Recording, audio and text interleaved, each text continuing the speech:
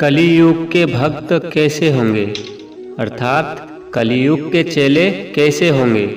एक साधु महाराज आश्रम के सत्संग सभागार में सत्संग प्रवचन किया करते थे।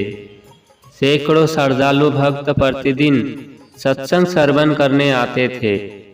एक बार पूर्णिमासी का दिन आने से एक दिन पहले उन्होंने सभी श्रोताओं से संबोधित करते हुए कहा कि आप जितने भी श्रोता लोग मेरे सत्संग में आते हैं, मेरी सेवा करते हैं, मेरी आज्ञा का पालन करते हैं, मेरा हार्दिक इच्छा है कि कल पूर्णिमा के दिन आप सबके लिए खीर का प्रसाद बनाया जाए, जिसे आप सब लोग मिलकर ग्रहण करेंगे।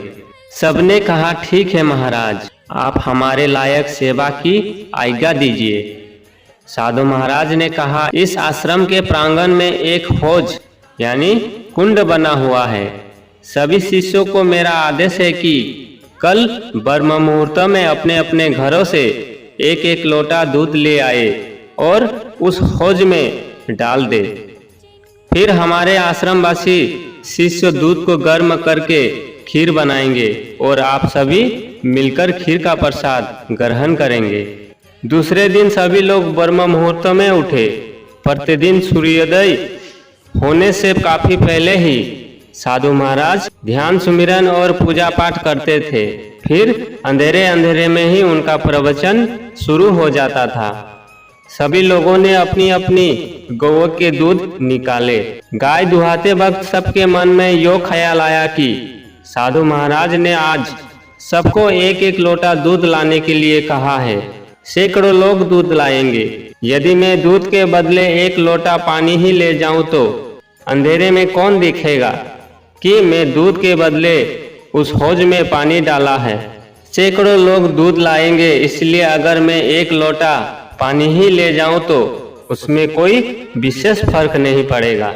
सबके मन में यही ख्याल उत्पन्न हुआ और सबने अपने घरों से एक एक लोटा पानी लेकर अंधेरे में ही उस हौज में चुपचाप डाल दिया और सब एक एक कर सत्संग में आकर बैठ गए। सत्संग प्रवचन समाप्त हुआ।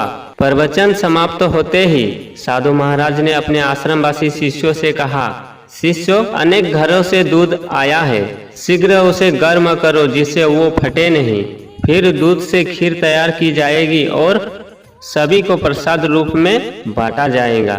साधु महाराज शिष्यों को लेकर उस हौज के पास गए, लेकिन यो क्या, उस हौज में तो पानी ही पानी भरा था। साधु महाराज ने कहा, यो क्या है? वस्तुत बात यो थी कि सबने अपने अपने घरों से दूध के बदले एक एक लोटा पानी ही लाकर हौज में डाला था, इसलिए वो हौज पानी से भरा हुआ था। दूध उसमें एक बूंद भी नहीं था। यही दशा है आज के कलियुगी चेले की, कलियुग के भक्तों की। आज के समाज में लोग सेवा करने का वचन तो दे देते हैं, परंतु मन में कपट रखते हैं, चालाकी करते हैं, हेरा फेरी करते हैं और सेवा से जी चुराते हैं। सेवा से जी चुराने पर यही हाल होता है। वे सोचते हैं कि यदि वे इस सेवा को नहीं करेंगे तो क्या हुआ, और तो सैकड़ों शिष्य इस सेवा को करने वाले हैं।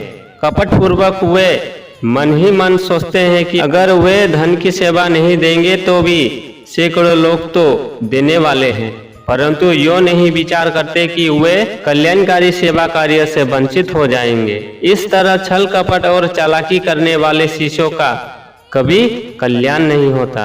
ऐसे धूर्त शिष्यों से गुरु की आत्मा कभी प्रसन्न नहीं होती और ऐसे शिष्यों का कभी हित नहीं होता।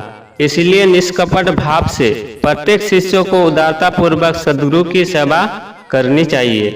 तभी सेवा का आदर्श प्रस्तुत होगा, तभी कोई रचनात्मक कार्य हो पाएगा।